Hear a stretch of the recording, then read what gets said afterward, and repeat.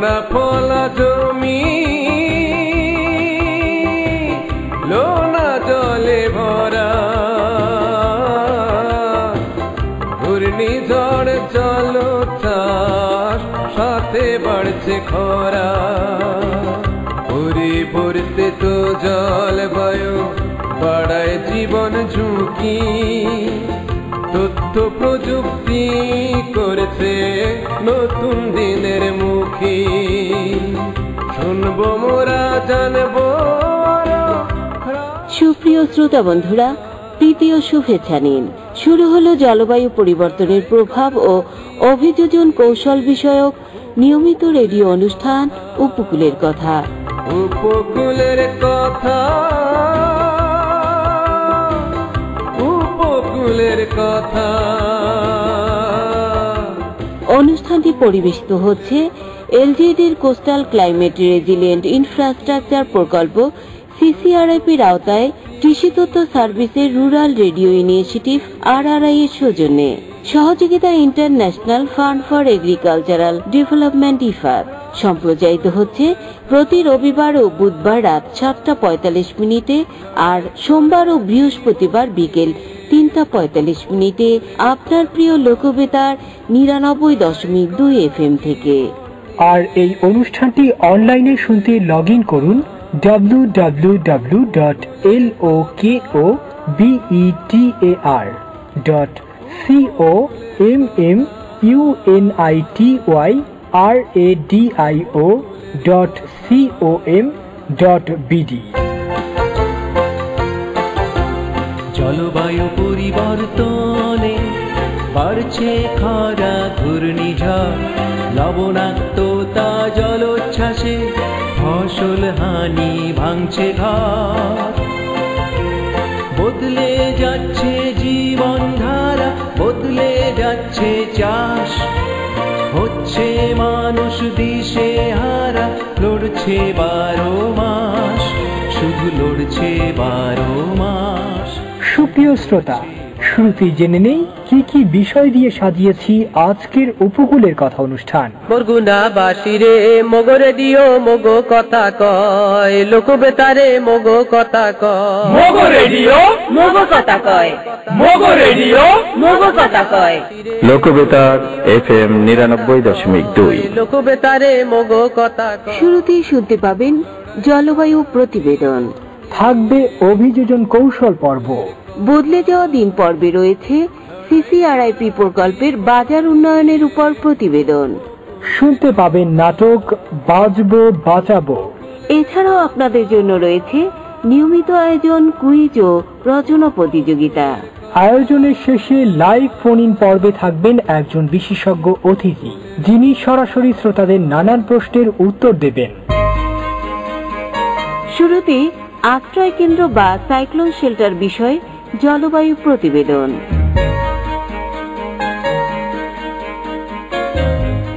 আশ্রয় কেন্দ্র বা সাইক্লোন শেল্টার, যেটি শুধুমাত্র একটি শেল্টারই নয়, মানুষের জানমাল রক্ষার স্থান।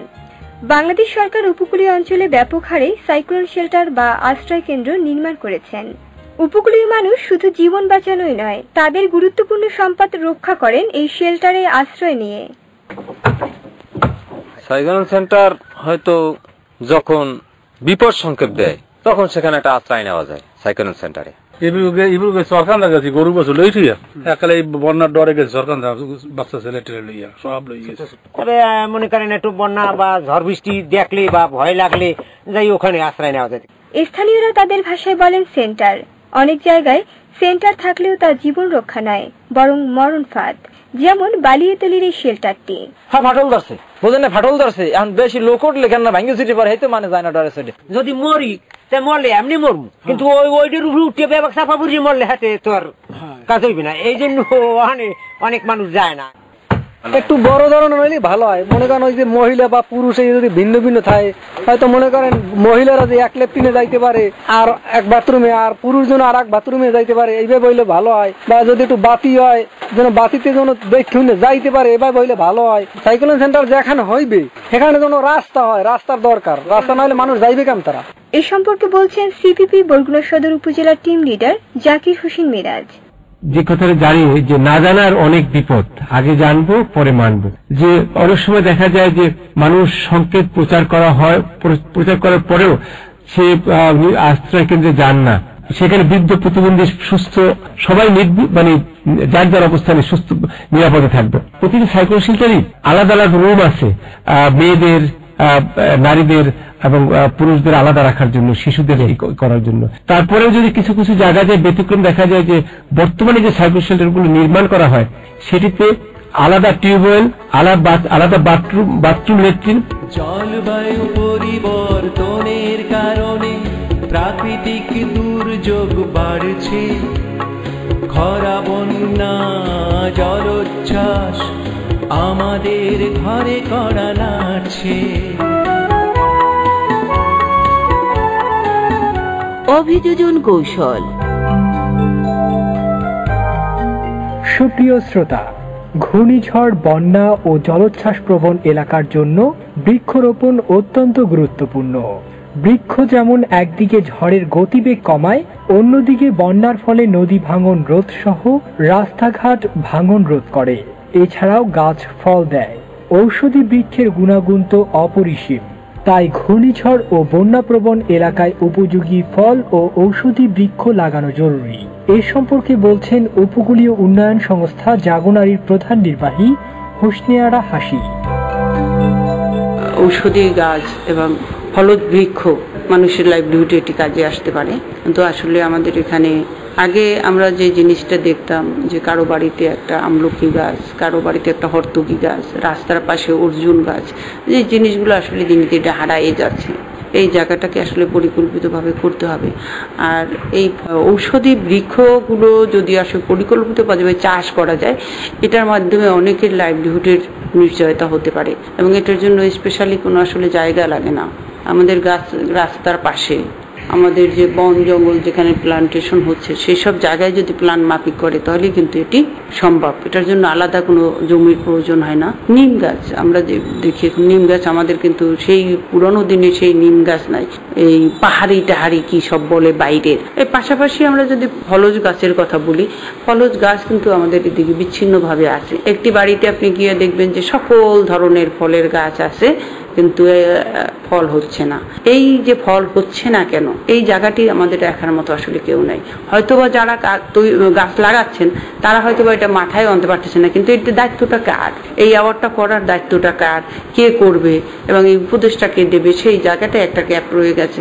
মানুষ গাছ লাগাচ্ছে, তার টাকা নষ্ট হচ্ছে, জমি নষ্ট হচ্ছে, কিন্তু ফসল পাচ্ছে না। এই জায়গাটা আমাদের আসলে মনিটরিং বাড়াতে হবে এবং আমাদের এই অঞ্চলে যে জমিগুলো আছে বাড়ির আঙ্গিনায়, সেই জমিগুলোকে আসলে ফলজ গাছের আওতায় আনা যায়। এটির আওতায় আনার জন্য খুব অর্থ প্রয়োজন নেই, শুধু ইচ্ছার প্রয়োজন এবং অ্যাওয়ারনেসের প্রয়োজন, টেকনিক্যাল সাপোর্টের প্রয়োজন। এগুলো হলে একটা পরিবার যেমন আর্থিকভাবে লাভবান হতে পারে, হেলথের জায়গায়ও হতে পারে। বদলে যাওয়া দিন।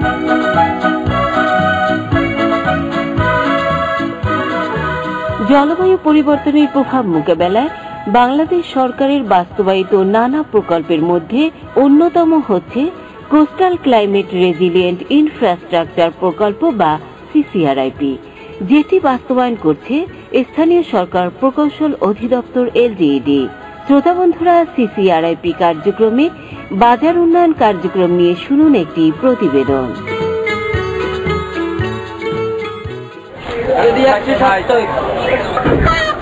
বাজার মানি কোলাহল। এ কোলাহল কেনা বেচা। পুরুষদের পাশাপাশি নারীরাও ব্যবসা করছে, অবদান রাখছে দেশের অর্থনীতিতে। আর এক্ষেত্রে বাজার উন্নয়ন সহ নারীদের সহযোগিতা করছে সিসিআরআইপি। নারীদের জন্য সিসিআরআইপি প্রকল্পের মাধ্যমে নির্মিত হয়েছে ওয়েমেন মার্কেট সেকশন, যেখানে বসে ব্যবসা করছে নারী ব্যবসায়ীরা। এ নিয়ে বলছেন সিসিআরআইপি এলজিইডি বরগুনার field monitoring officer Mohammad Alamgir Hossain. আপনারা জানেন এই মার্কেট ডেভেলপমেন্ট, সেই মার্কেট স্মল এবং মিডিয়াম মার্কেটগুলি যেটা আমাদের ইফাত সাহায্য পুষ্ট, সেই মার্কেটগুলি সম্পূর্ণ এলসিএস লোকাল কন্ট্রাক্টিং সোসাইটির মাধ্যমে নির্মাণ হচ্ছে, যার বেশিরভাগই মহিলারা, সংযুক্ত দরিদ্র মহিলারা। ওনারা এই বাজারটি নির্মাণ করছেন এবং এর যে লাভ হবে সে সেই প্রফিট সেটা তারা তাদের মধ্যে বিতরণ করা হবে। তাছাড়াও আপনার এই সমস্ত বাজারে মহিলারা অনেক সময় দেখবেন যে গ্রামে ব্যবসা করতে পারতেছে না, তাদের জন্য বাজারে ওমেন মার্কেট সেকশন নির্মাণ করা হচ্ছে। বরগুনাতে আছে, পাথরঘাটাতে দোকানগুলি তারা পরিচালনা করবে। যার যে ধরনের ব্যবসার অভিজ্ঞতা আছে তারা সেটা পরিচালনা করবে। শুনলেন সিসিআরএফের কার্যক্রম নিয়ে একটি প্রতিবেদন। দিন বদলে এলো রে ভাই, সিসিআরআইপি এগিয়ে, সড়ক সেতুর উন্নয়নে যাব সব বাধা পেরিয়ে। সাইক্লোন শেল্টার প্রাণ বাঁচায় ঝড় জল উচ্ছ্বাসে, বাজার ব্যবস্থায় মহিলা কর্নার আছে পুরুষের পাশে। অগ্রগতির যাত্রা পথে বাংলার গান গায়, জলবায়ু পরিবর্তনে কোনো ভয় না। কৃষি বিনোদন।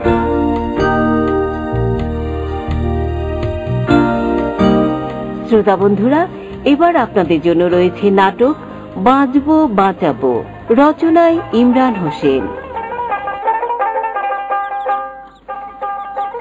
গেলা খুব মেয়েদি গাউদি, উফরে যারা হুগেই গেছে আমার গরমে। দেখি সরদিয়া দি ফ্যানটা ছাড়ো তরতুরি, রোদে পরান্ডা যায়, জামা কাপড় হয়ে গেছে ভিজ দেয়া। হ্যাঁ খাসি তো ফ্যান পাও কি কবা। দেখো দি জামা কাপড়টা ভেজে কাম তারা, কি গরমটা যে পড়ছে। আগে তো রাস্তাঘাটে ওই গাছ গাছালি আনলে, তাল গাছ তোল গাছ আনলে বড় বড় তো ছায়া ছায়া পাইছি। এখন এককালে গাছ গুছি নাই, এককালে ফর্সা হয়ে গেছে গ্রামটা, গরমে শেষ আমি। কি কবা হেয়ে কও। আরে আগে বও কমু, মানে বও তুমি, ভালো কথা আছে। মগো মারুফার যে বিয়েটা ঠিক হইছে, হেরা তো এই সপ্তাহে বিয়ের কামটা হারিয়ে চায়, তুমি কি কও? না মন্দ কও নাই, হ্যাঁ এত ভালো কথা। ভালো কথা না, এত মন্দ কথা। মোর হাতে আন টাকা পয়সা কিছু আছে, মুই হুদ এই বিয়েটা আরো পরে হইতো ভালো হইতে। কি দেখি হরিয়ান হাতে তো একাল হুদ এককালে। এটা তো চিন্তারই কথা। কারণ কি দেখি হরি তো বুঝি না কিছু।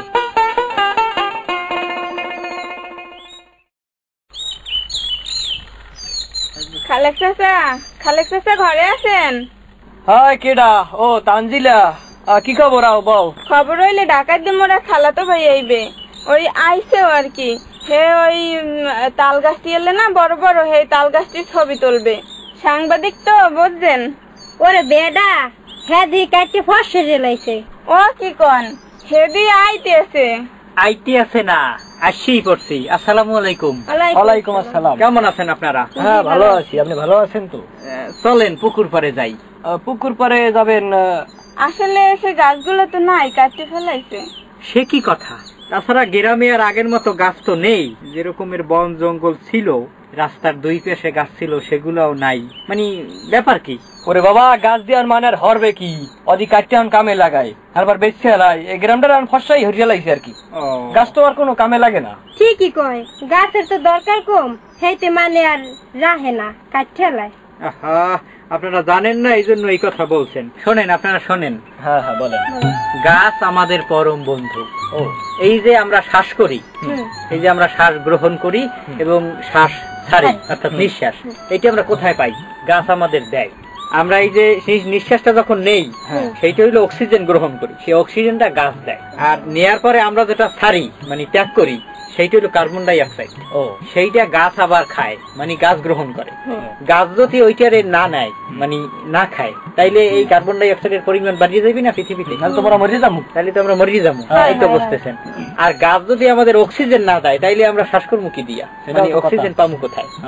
তাছাড়া দেখেন, এই যে সিডরের সময় ওই যে সুন্দরবন কি করছে, এই যে বন্যাটা আসছে, বন্যাটা ওই সুন্দরবনে লাগিয়া অনেকটা ফেরছে, ওই গাছের লগে বাড়ি বাড়ি খাইয়া ফেরছে। যে বাড়িতে গাছ দিয়া যত বেশি আটকান্যা, যে বাড়িতে যত বেশি গাছ, ওই বাড়ি কিন্তু অত বেশি ক্ষতি কম হয়।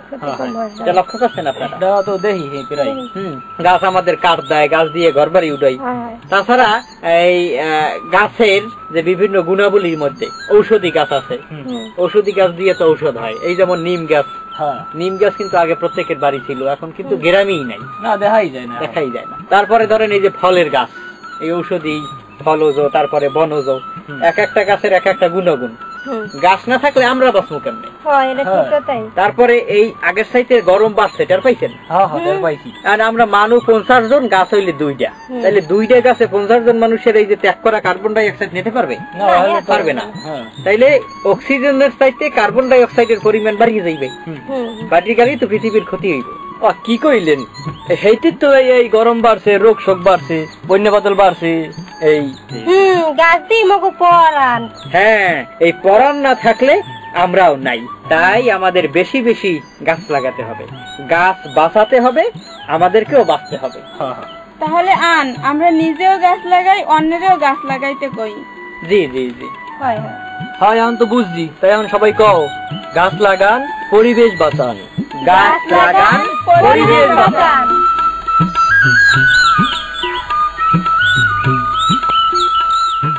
শ্রোতা বন্ধুরা, শুনলেন নাটক বাঁচবো বাঁচাবো। জলবায়ু পরিবর্তনে বাড়ছে খরা, ঘূর্ণিঝড়, লবণাক্ততা, জলোচ্ছ্বাসে ফসল হানি, ভাঙছে ঘর। জলবায়ুর পরিবর্তনে বদলে যাচ্ছে পৃথিবী, বদলে যাচ্ছে আমাদের জীবনযাত্রা, বেড়েই চলছে প্রাকৃতিক দুর্যোগ, বাড়ছে খাদ্যের অনিশ্চয়তা, ঘটছে পেশার পরিবর্তন, মানুষ হচ্ছে অভিবাসী। জলবায়ু পরিবর্তনের এই সংকট মোকাবেলায় চলুন সবাই সম্মিলিতভাবে এগিয়ে আসি। জনস্বার্থে rural radio initiative RRI, coastal climate resilient infrastructure project CCRIP। উপকূলের কথা অনুষ্ঠানের জুন মাসের রচনা প্রতিযোগিতা, বিষয় জলোচ্ছ্বাস। প্রিয় শ্রোতা, উপকূলের কথা অনুষ্ঠানের উদ্যোগে আয়োজন করা হয়েছে আপনাদের জন্য বিশেষ রচনা প্রতিযোগিতা, বিষয় জলোচ্ছ্বাস। রচনাটি লিখুন 500 শব্দের মধ্যে, পাঠিয়ে দিন লোকবেতার 99.2 FM এর ঠিকানায়। আমাদের কাছে চিঠি পাঠানোর ঠিকানা, প্রযোজক উপকূলের কথা, লোকবেতার 99.2 FM, 99 সদর রোড, পশ্চিম বরগুনা, বরগুনা 8700। লেখা পাঠানোর শেষ তারিখ 30 জুন 2016। প্রথম, দ্বিতীয় ও তৃতীয় স্থান অধিকারীর জন্য রয়েছে আকর্ষণীয় পুরস্কার ও সনদপত্র। জেনে রাখুন, প্রতি মাসে আয়োজন করা হবে বিশেষ রচনা প্রতিযোগিতা। অংশ নিন রচনা প্রতিযোগিতায়, জিতে নিন আকর্ষণীয় পুরস্কার। উপকূলের কথা অনুষ্ঠানের কুইজ পর্ব। উপকূলের কথা অনুষ্ঠানের এই সপ্তাহের কুইজ, পরিবেশের ভারসাম্য রক্ষা করতে কোনটি দরকার? অপশন এ গাছ কাটা, অপশন বি গাছ লাগানো। কুইজটি আবার শুনুন, পরিবেশের ভারসাম্য রক্ষা করতে কোনটি দরকার? অপশন এ গাছ কাটা, অপশন বি গাছ লাগানো। উত্তর পাঠাবেন 2 জুলাই 2016 এর মধ্যে। উত্তর পাঠাতে আপনার মোবাইলের মেসেজ অপশনে গিয়ে লিখুন ইউকে স্পেস আপনার নাম ও ঠিকানা, তারপরে কুইজের সঠিক উত্তর এ অথবা বি লিখে পাঠিয়ে দিন 01782973478 নম্বরে। একই নম্বরে ফোন করেও জানাতে পারবেন আপনার মতামত। উপকূলের কথা অনুষ্ঠানের গত সপ্তাহের কুইজ বিজয়ী হয়েছেন ক্রোকের মোহাম্মদ শামীম। গত সপ্তাহের কুইজ ছিল লতাপাতা পচিয়ে কোন সার তৈরি করা হয়, যার সঠিক উত্তর ছিল সবুজ সার। বন্ধুরা, আজকের অনুষ্ঠানের আয়োজন ছিল এই পর্যন্তই। অনুষ্ঠানটি শুনতে পাচ্ছেন প্রতি রবিবার ও বুধবার রাত 7:45 আর সোমবার ও বৃহস্পতিবার বিকেল 3:45 আপনার প্রিয় লোকবেতার 99.2 FM থেকে। বিদায় নেবার আগে জানিয়ে দিচ্ছি, উপকূলের কথা অনুষ্ঠানটির গবেষণায় ছিলেন মোহাম্মদ মঞ্জুর হোসেন, গ্রন্থনায় সাইফুদ্দিন সবুজ, উপস্থাপনায় ছিলাম কাজী সেলিনা হোসেন ও জুয়েল ইসলাম, শব্দ ধারণ ও সম্পাদনায় অ্যান্থনি গোমেজ ও ফখরুল ইসলাম রনি, ব্যবস্থাপনায় আমিনুল ইসলাম দুলাল ও মোহাম্মদ হাসান, নির্দেশনায় মনির হোসেন কামাল। অনুষ্ঠানটি প্রযোজনা করেছেন ইমরান হোসেন, পরিচালনা ডক্টর মোহাম্মদ জাহাঙ্গীর আলম। যেখানেই থাকুন ভালো থাকুন, নিরাপদে থাকুন। শুনতে থাকুন লোকবেতার 99.2 FM। উপকূলের কথা ফুলের কথা। সুপ্রিয় শ্রোতা বন্ধুরা, আপনারা শুনছেন বাংলাদেশের প্রথম কমিউনিটি রেডিও লোকবেতার 99.2 FM। এতক্ষণ আপনারা শুনলেন রুরাল রেডিও ইনিশিয়েটিভ RRI পরিবেশিত জলবায়ু পরিবর্তনের প্রভাব ও অভিযোজন কৌশল বিষয়ক রেডিও অনুষ্ঠান উপকূলের কথার প্রথম অংশ। অনুষ্ঠানটি শোনার জন্য আপনাদের সবাইকে ধন্যবাদ জানাচ্ছি। সেই সাথে আমরা চলে যাচ্ছি দ্বিতীয় অংশে। আপনাদেরকে শুভেচ্ছা জানিয়ে শুরু করছি উপকূলের কথা অনুষ্ঠানের লাইভ ফোন পর্ব।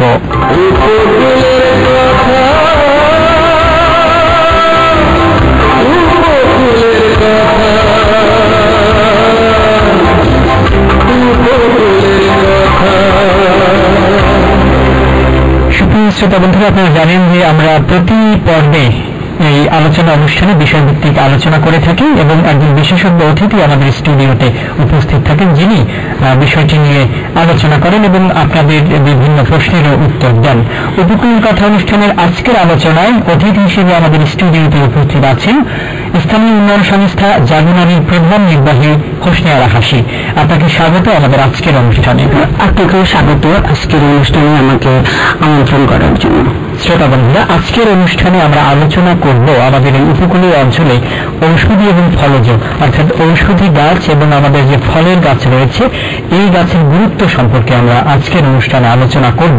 আপনারা এ বিষয়ে যদি কিছু জানার থাকে, আপনাদের প্রশ্ন থাকে অথবা আমাদের অনুষ্ঠান সম্পর্কে জানার থাকে, অনুষ্ঠান সম্পর্কে মতামত দেওয়ার থাকে, পরামর্শ দেওয়ার থাকে, যে কোনো বিষয় নিয়ে আপনারা সরাসরি আমাদের আজকের আলোচনায় ফোন কলের মাধ্যমে যুক্ত হতে পারবেন।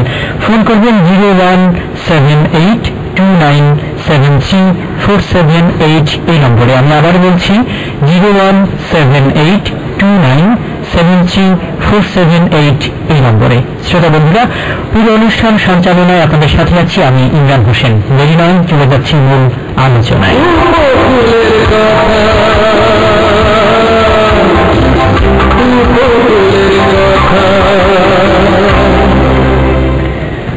প্রথমেই আমরা জানতে চাইব, যেহেতু আমরা আজকে ফলজ এবং ঔষধি অর্থাৎ ফল এবং ঔষধি এই দুটি যে বৃক্ষ রয়েছে অর্থাৎ গাছ রয়েছে এটি নিয়ে আলোচনা করব।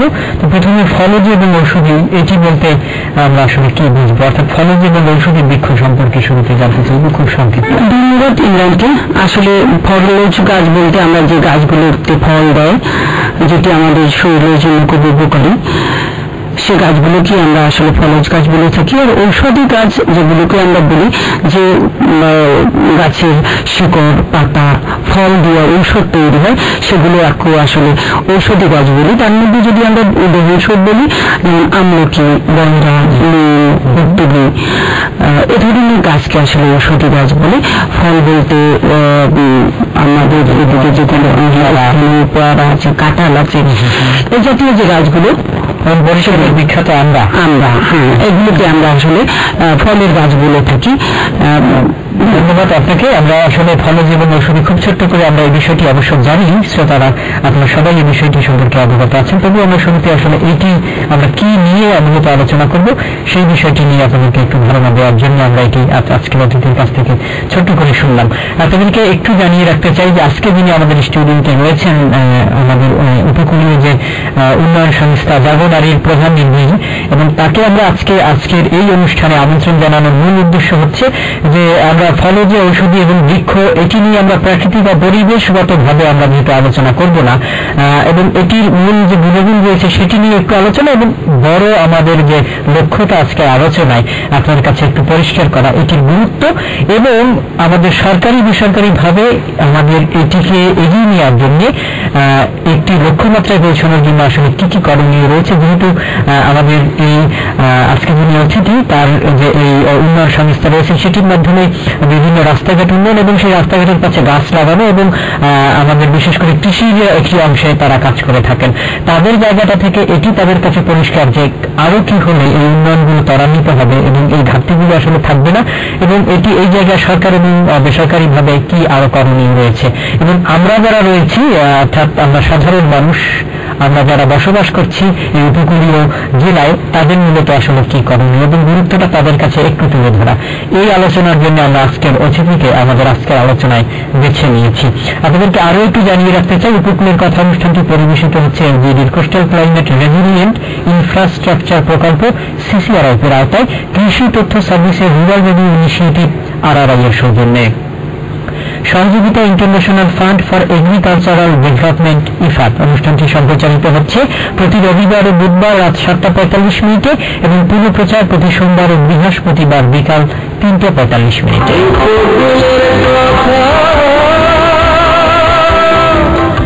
দুটি জিনিস নিয়ে আমরা কথা শুনলাম, এ পর্যায়ে শুনবো একদম ভাগ করি ঔষধি বৃক্ষের কয়েকটি গুণাগুণের কথা।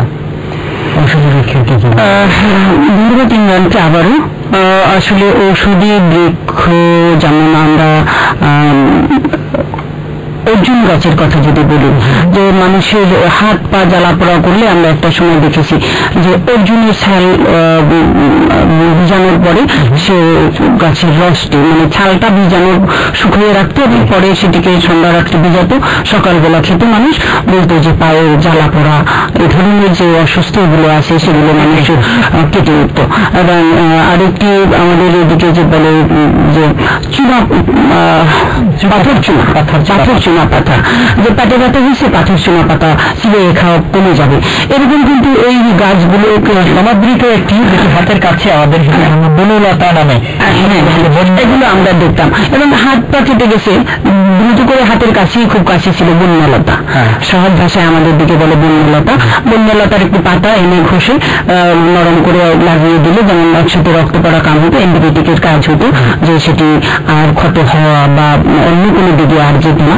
এরকম এই কাজগুলো আসলে আমরা দেখেছি আমাদের ছোট করে আমরা এই আমাদের একটা চোখে দেখা গুণগুলো সম্পর্কে, এটি যেটি আমাদের চোখের আড়ালে অর্থাৎ স্থানীয় মানুষের চোখের আড়ালে এটির যে গুরুত্বটা সেটি সম্পর্কে একটু জানতে চাইব, যে এটি জাতীয়ভাবে আন্তর্জাতিকভাবে এটির গুরুত্বটা, যে এটি কিন্তু একটি আমরা যে ওষুধগুলো সেবন করছি তার কিন্তু একটা বড় অংশ রয়েছে এই যে আমাদের নিম গাছ, হর্তকি যে গাছগুলো রয়েছে সেই গাছগুলো, এবং এটি কিন্তু আমাদের যে অর্থাৎ একজন কৃষক বা একজন স্থানীয় বাসিন্দা তিনি কিন্তু এটি আলাদাভাবে পরিকল্পনার মধ্যে যদি এটি নিয়ে তিনি কাজ করেন তিনি কিন্তু এটি দিয়ে লাভবান হতে পারেন এবং নিজের উন্নতি করতে পারেন।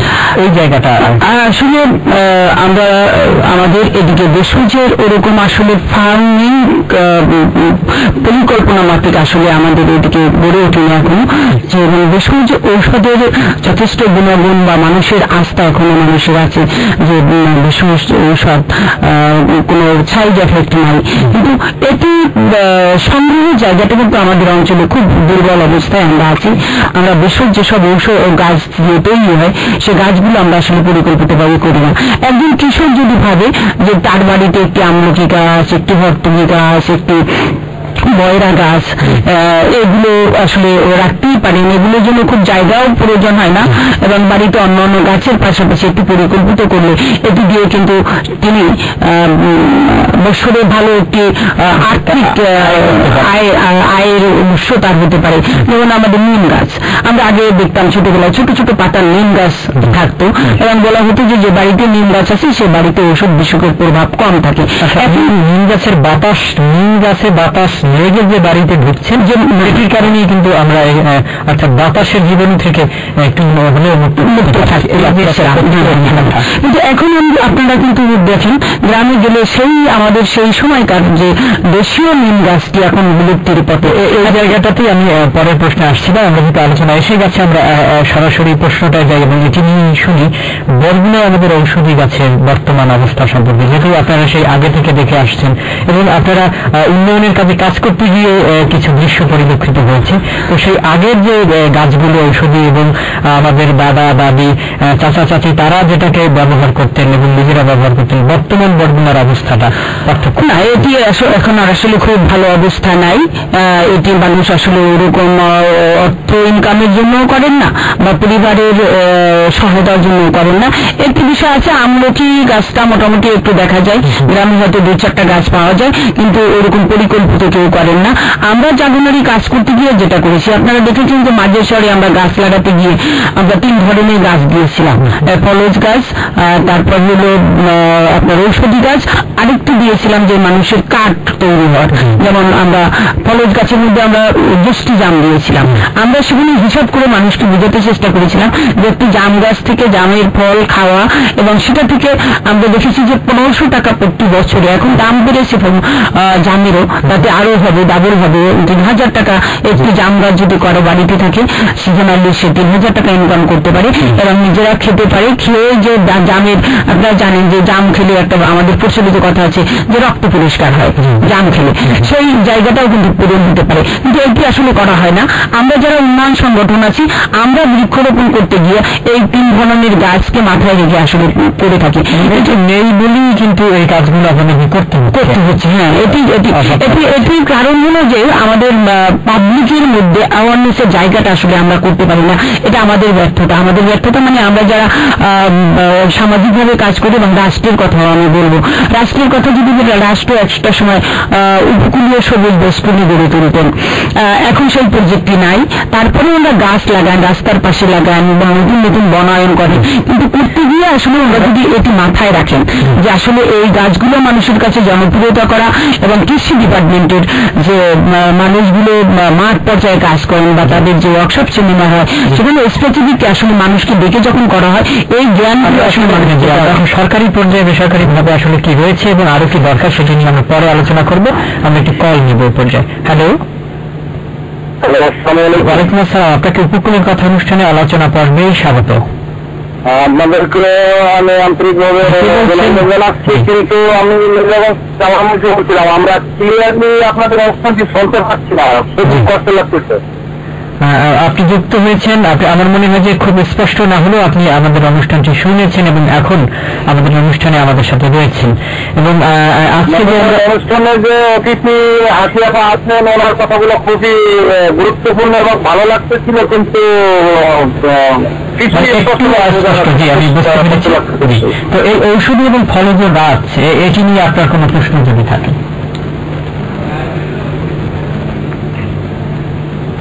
বা আপনার কোনো জানতে চাওয়া।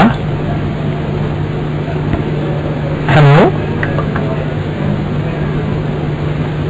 হ্যালো, আমার মনে হয় যে নেটওয়ার্ক সমস্যার কারণে আমরা শ্রোতাকে হারিয়েছি। আমরা হয়তো আবার আপনি আমাদের সাথে যুক্ত হলে আপনাকে আমরা আপনার কথাগুলো আমরা শুনবো, এবং একই সাথে আমরা বেশ কিছু SMS পেয়েছি। আমরা শেষে গিয়ে প্রিয় শ্রোতা আপনাদের এই SMS গুলোর আমরা একটু প্রাপ্তি স্বীকার করার চেষ্টা করবো।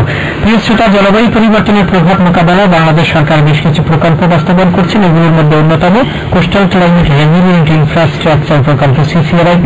স্থানীয় সরকার প্রকৌশল অধিদপ্তর NGD এই প্রকল্পটি বাস্তবায়ন করছেন, এবং এই প্রকল্পের একটি উল্লেখযোগ্য কার্যক্রম রুরাল রেডিও ইনিশিয়েটিভ RRI, যেটি বাস্তবায়ন করছে কৃষি মন্ত্রণালয়ের কৃষি তথ্য সার্ভিস, এবং মাঠ পর্যায়ে উপকূলীয় 4টি রেডিও এই অর্থাৎ এই প্রকল্পের সাথে যুক্ত রয়েছেন। আপনারা শুনছেন উপকূলের কথা অনুষ্ঠানের লাইভ ফোন ইন পর্যায়ে।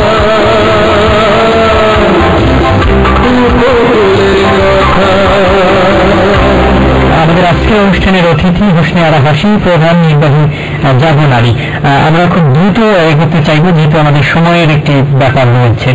ফলের জায়গাটায় যদি আসি, খুব ছোট্ট করে ফলের গুরুত্ব, অর্থাৎ ফল বৃক্ষ যেটা ফল জানেন, এক সময় কিন্তু সারা দেশে বরগুনার আমরার বিখ্যাত আমরা এটি একটি সুনাম ছিল। বরগুনার নারিকেল, বড়ি একটা গানই আছে, বরিশালের আমরা ভালো হাব্বুল বাসন মানে কয়, হ্যাঁ এগুলো আমরা জানি। কিন্তু এখন কিন্তু আপনি দেখবেন যে আমাদের আসলে ওরকম আমরা গাছগুলো নাই, বিলীন হয়ে যাবে। এগুলোর কারণ শুধু যে মানুষ অ্যাওয়ারনেস না কাজ করছে না সেটি শুধু বলা যাবে না, এখানে আরো আছে। যেমন ক্লাইমেট চেঞ্জের কারণে এই যে প্রতি বছরই আমরা আমাদের পানি ঢুকে যায়, লবণ পানি ঢুকে যাওয়ার কারণে জন্য বা আমাদের পানির স্তর বেড়ে যাওয়ার কারণে আমরা স্বাভাবিকের চেয়ে গত 10 বছরের চেয়ে কিন্তু এখন আমাদের অনেক জায়গায় পানি ঢুকে যাচ্ছে। যেখানে 10 বছর আগে পানি ঢুকতো না জোয়ারের পানি, এখন কিন্তু সে জায়গাগুলোতে জোয়ারের পানিও ঢুকে যায় এবং আমরা গাছ কিন্তু আসলে পানি পেলে আর হয় না, উঁচু জায়গায় লাগাতে হয়। তো সেসব কারণেও কিন্তু আমরা এইসব জিনিসকে হারাচ্ছি। তো আমাদের হারাতে গিয়ে কিন্তু আমাদের আবার ভাবতে হবে যে আমরা এটাকে রক্ষা কিভাবে করতে পারবো। বরিশালের কথা আসলে ধানমন্ডি, খাল, উঠিনে, বরিশাল এরকম কথা ছিল, বরিশালের আমরা, বরিশালের নারিকেল, এগুলো যে বিলুপ্ত হচ্ছে এগুলো কেন আমাদের নজরে আসছে? এই ক্ষেত্রে একটু আপনার সাথে আমি একটু বলতে চাই যে সাধারণ মানুষ তারা যে লাভটাকে একটু বেশি করে দেখবেন যে আমার কোন জায়গাটাতে আমি একটু ভালো লাভবান হচ্ছি। সেক্ষেত্রে তারা যে এখন আমাদের বনজ গাছগুলো লাগাচ্ছেন, যে আমাদের সেই রেঞ্চি, আমাদের মেরুবনি, আমাদের চাম্বল, সেটিকে কিন্তু সে লাগিয়ে খুব কম সময়ে সেটিকে একটু বড় করে সে বিক্রি করে অর্থ পাচ্ছেন। তো এই জায়গাটাতে তারা কিন্তু চলে যাচ্ছেন। এই আমাদের ঔষধি এবং ফলজ গাছের যে গুরুত্বটা তাদের কাছে তুলে না ধরার কারণে। হ্যাঁ, সেটাই বলছিলাম যে এটি যাদের দায়িত্ব। আমাদের দেশে আসলে বড় সমস্যাটা হয়ে গেছে যে আমরা পরিকল্পনা মাফিক কিছু করতে পারছি না। যে একটি পরিকল্পনা, আমার এই জেলাকে নিয়ে কি পরিকল্পনা করব, কোন দিকে আগাবো, সেরকম স্পেসিফিক আসলে আমাদের অঞ্চল ভিত্তিক বা জেলা ভিত্তিক পরিকল্পনা নাই।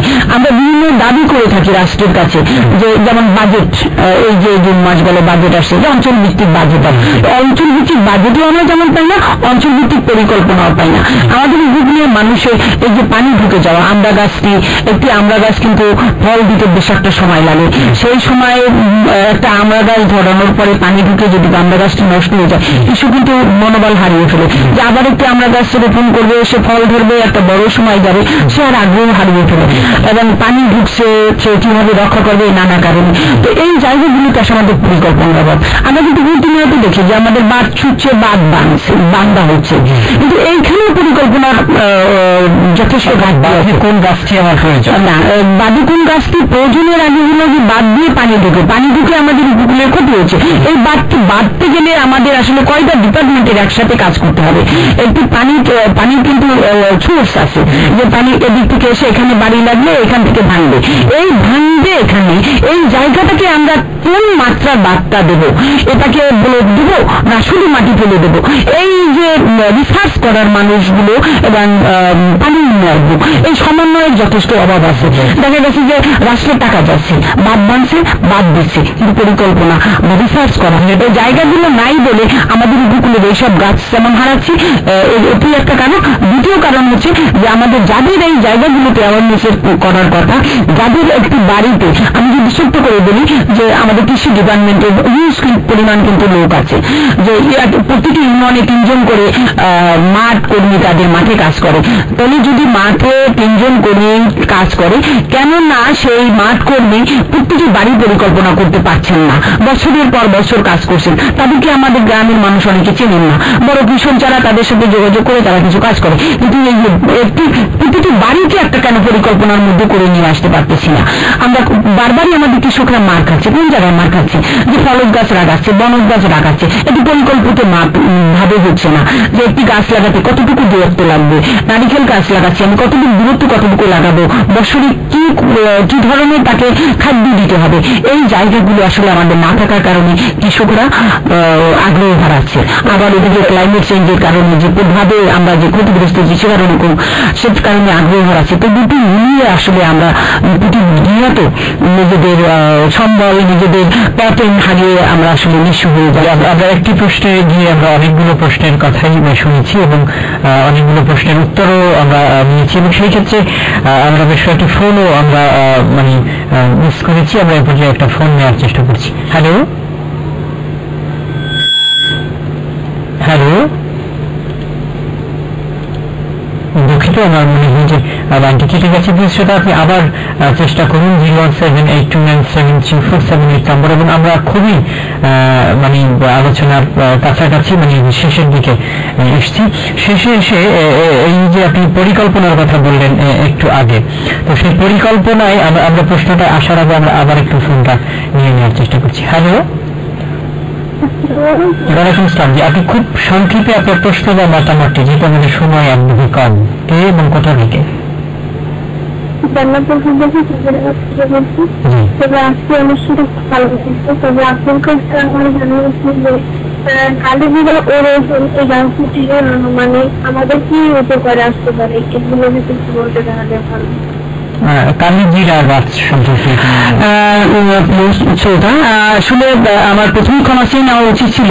ইমরান বলেছিলেন আমি এক্সপার্ট, আসলে আমি উন্নয়ন কর্মী হিসাবে সম্যক ধারণা সবকিছুর মধ্যে রাখি, বা আমি কাজ করতে গিয়ে থেকে থেকে যে জায়গাগুলোতে শিখেছি। স্পেসিফিক যদি আপনি বলেন যে কালোজিরা কি উপকারে আসে, সেটি আসলে আমার জন্য বলা খুব কঠিন হবে। তবে কালোজিরা আমরা যেটা দেখি যে কালোজিরা সকালবেলা, যেমন আমি নিজেও খাই, যে সকালবেলা উঠে প্রথমে হাত মুখ ধোয়ার প্রথমেই আমি কটা কালোজিরা খাই, দেন পানি খাই। এটি পাকস্থলী ঠান্ডা থেকে আরো অনেক গুণাগুণ আছে। যে আমরা আপনার এই প্রশ্নটি নিয়ে হয়তো পরবর্তী অনুষ্ঠানে এই প্রশ্ন কিংবা পরবর্তীতে আপনার এই প্রশ্নের উত্তর নিয়ে আমরা আপনার সাথে যোগাযোগ করব, পরবর্তী অনুষ্ঠানে আপনাকে উত্তর দেওয়ার চেষ্টা করব। শ্রোতা বন্ধুরা, আমরা আজকের অনুষ্ঠানে আমাদের আজকের যে বিশেষজ্ঞ অতিথি রয়েছেন তার যে কথাগুলো শুনলাম এবং খুবই গুরুত্বপূর্ণ আলোচনা হলো।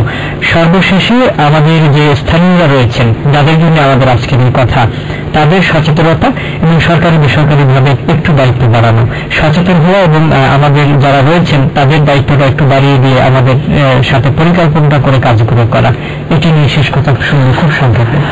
হ্যাঁ, আসলে আমরা উন্নয়ন সংগঠন যারা কাজ করি, আমরা কিন্তু রাষ্ট্রের পরিকল্পনাকে বাস্তবায়ন করি। আমরা কিন্তু আমাদের ইচ্ছা করলেই আমরা কোনো কিছু করতে পারি না। সেক্ষেত্রে যদি আমরা বলি যে রাষ্ট্রের যদি একটা পরিকল্পনা থাকে যে উন্নয়ন সংগঠন গাছ লাগাচ্ছে, জাগনারে বা অন্য যারা আছে গাছ লাগাচ্ছে, সে যদি একটু এড়িয়ে দিয়ে দেয় যে আমার উপকূলে গাছ লাগাতে হলে এই ধরনের গাছ তুমি লাগাতে পারবা, সেই জায়গাগুলো আসলে আমাদের এখন খুব বড় প্রয়োজন। যে উপকূলের জন্য কি ধরনের জায়গা দরকার এবং উপকূলকে নিয়ে রিসার্চ করার প্রয়োজন। কি ধরনের গাছ হতে পারে, কিভাবে বেড়িবাঁধ হতে পারে, কি ধরনের আর্লি ফসলগুলো হতে পারে। আমরা এখনো দেখি যে ডিজাস্টারে আমরা কিন্তু দেখা যায় না, কিন্তু উপলব্ধি করা যাচ্ছে। আপনার যদি একটু পিছনে ফিরে তাকাই যে আমাদের গ্রাম থেকে মানুষগুলো শহরমুখী হয়ে যাচ্ছে। পরিবারের একটি বিষয় যদি দেখেন, আপনি প্রায় কিন্তু দেখবেন যে স্বামী পরিত্যক্ত পরিবার, অর্থাৎ পরিবারের কর্তা নাই এখন। এগুলো কিন্তু কারণ একটাই যে ক্লাইমেট চেঞ্জের কারণে পরিবারগুলো ক্ষতি হয়ে যাওয়ার কারণে একটা সময় ভরণ পোষণ না দিতে পারে স্বামীরা চলে যাচ্ছে, পরিবারগুলো ভুগছেন। নারীরা আর চলে যেতে পারেন না, তাদের সন্তানাদের রেখে তারা কিন্তু এই জায়গাটায় ছাপার করছে। তো এইগুলো দেখে দেখে আসলে আমাদেরকে ভাবতে হবে যে আমাদেরকে পরিকল্পনা করতে হবে, রাষ্ট্রকে রিসার্চ করতে হবে যে আসলে আমার এই জেলায় বা আমার উপকূলের জন্য সুযোগ করে আমাদের নিজেদেরকেও সহযোগিতা করি। আমরা আসলে উন্নয়ন সংগঠনকে সহযোগিতা করি রাষ্ট্র যাদের জন্য, আমাদের যারা কৃষক স্থানীয় যারা রয়েছেন তাদেরকেও কিন্তু এটিকে এগিয়ে আসতে হবে। তাদেরকে আপনাকে অত্যন্ত খুবই চমৎকার আলোচনার জন্য ধন্যবাদ জানাচ্ছি এবং আজকের আলোচনায় বিষয়ভিত্তিক আলোচনা করার জন্য উপকূলের কথা অনুষ্ঠানের লাইভ ফোন ইন পর্বে আসার জন্য আপনাকে ধন্যবাদ। আমরা কিছু SMS এর প্রার্থী স্বীকার করে নিচ্ছি। আমাদেরকে SMS করেছেন শারমিন খান সাগরিকা এবং তিনি মতামত দিয়েছেন উপকূলের কথা অনুষ্ঠানটি সুন্দর এবং অনুষ্ঠানটি খুবই ভালো লেগেছে। এই ধরনের অনুষ্ঠান আমাদের উপকূলের মানুষের জন্য দরকার। ধন্যবাদ আপনাকে। জামাল মুন্সি বলেছেন যে নাটকটি যে পরিবেশিত হলো সেটি আসলে খুবই ভালো লাগলো। নাটকটিতে যারা অভিনয় করেছেন এবং যিনি তৈরি করেছেন তাদেরকে আন্তরিক শুভেচ্ছা জানাই। আপনাকে ধন্যবাদ মতামত দেওয়ার জন্য। আজকের অনুষ্ঠানের অতিথি হাসিয়াপাকে এবং লোকবেতারের সকলকে অর্থাৎ লোকবেতার পরিবারকে ধন্যবাদ জানিয়েছেন এই অনুষ্ঠানটি তাদেরকে উপহার দেওয়ার জন্য। শারমিন খান সাগরিকা আবারও মতামত দিয়েছেন এবং কুইজের অংশ নিয়েও SMS করেছেন। আপনাদেরকে ধন্যবাদ জানাচ্ছি মতামত নিয়ে আমাদের সাথে যুক্ত হওয়ার জন্য। শ্রোতা বন্ধুরা, আপনাদেরকে ধন্যবাদ যারা পুরো অনুষ্ঠানে ছিলেন এবং সবচাইতে বেশি ধন্যবাদ দিচ্ছি আজকের যিনি আলোচক হিসেবে আমাদের অনুষ্ঠানে চলে এসেছেন এবং অনুষ্ঠানে আজকের বিষয় নিয়ে আলোচনা করেছেন। আপনাকে ধন্যবাদ। ধন্যবাদ আপনাকেও আমাকে কথা বলার সুযোগ দেওয়ার জন্য।